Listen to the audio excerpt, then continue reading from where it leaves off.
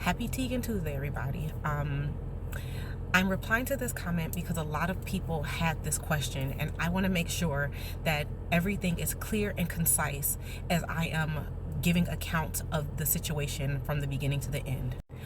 Unlike the prosecution, I don't want any confusion, because confusion breeds a situation where people can start filling in blanks that don't exist, reading between lines that aren't there, and creating a narrative that isn't supported. So I'm going to try to get through this as quickly as possible. Consider this a summary on how we even got here. Okay, so in November of 2018, me and my ex-husband were approached by a caseworker by the name of Jan Raskin during a visit that my father-in-law was having with, we're just going to call her Minnie. That's my ex-husband's niece, which would have been my father-in-law's granddaughter. And she approached us asking us if we wanted to take in Minnie. At this time, I was 6 months pregnant with Tegan, and naturally my response was yes, because we wanted to keep her in the family like we kept his sister's oldest child in the family. Now, fast forward to September of 2019. That is when Minnie was placed with us. So we started the process in November of 2018, and she was not placed with us until September of 2019.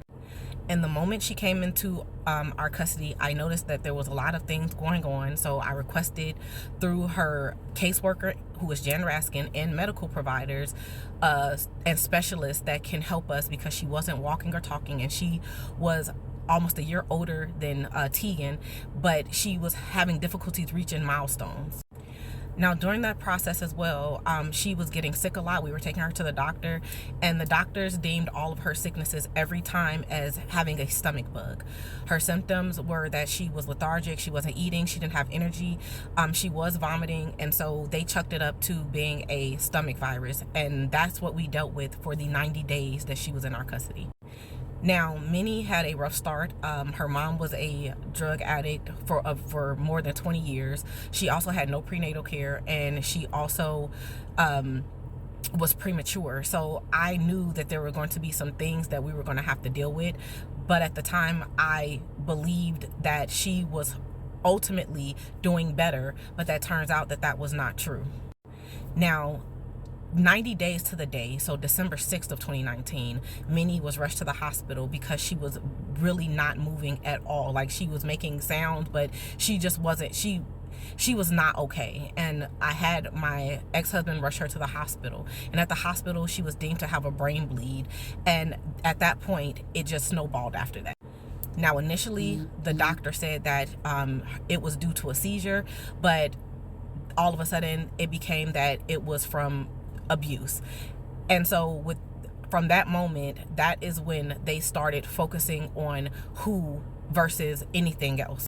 Now, initially they tried to convince my ex and my father-in-law that it was me, and the moment he would not say that I had harmed Minnie, they charged him with aggravated child abuse.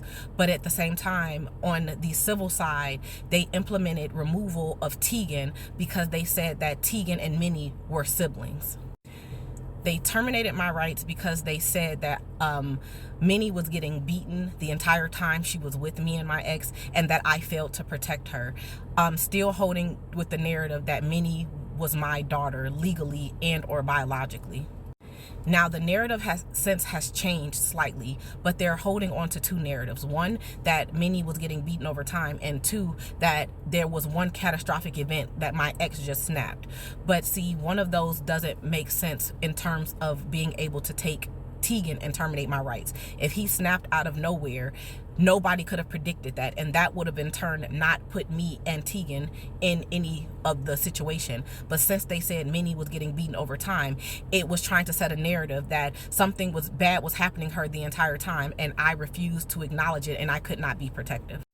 Now, all of that is false, and starting tomorrow, I'm going to go through every bit with a fine-tooth comb so that the world can come to their own conclusion based on the actual facts that I present. And thank you so much for your question. I really appreciate it.